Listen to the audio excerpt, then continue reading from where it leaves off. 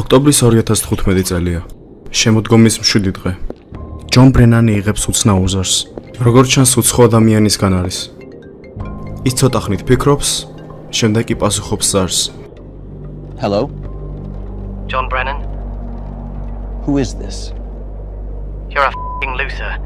ჯონ ბრენენი რომ არ ყოფილიყო, ეს ჩვეულებრივ ხუმრობიც არ იქნებოდა. მაგრამ ჯონ ბრენენი ერთ-ერთი ყველაზე გავლენიანი პიროვნებაა დედამიწაზე. ცენტრალური სადაზვერვო სააგენტოს მთავარი დირექტორი. Who is this? How did you get this number? It was so f***ing easy, bro. You're such a d***. What do you want? I don't want anything. I already f***ing own you. How much do you want? We want $5 trillion. ამერიკის შეერთებული შტატების მთავრობამ გადაწყვიტა, რომ ეს შესული ზარი მთავრობის წევრის შეურაცხყოფად და კიბერტერორიზმად დაედასტურებინათ. ზარის განხორციელებელი პასუხსაღებს მის აბუჩა დაგდებული საუბრის Why გამო. are you doing this? We want you to stop bombing the Middle East. ატლანტიკის მიღმა.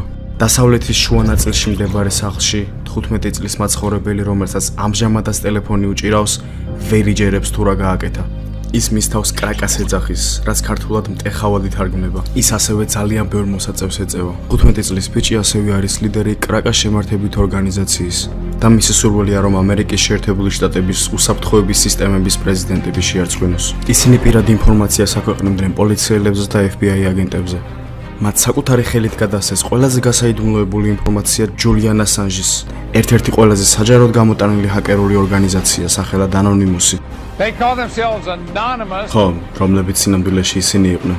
ამიტომ მოკალათდით, რადგან ეს არის ისტორია მათზე. Political Teenager cyber attacks. hijacked the computers of several US intelligence and Started a security collective called Crackers with Attitude. 2008 წელს ვირჯინიაში განსხვავებული ბავშვი, რომელიც მის თავს ფეხბოლს ეძახის.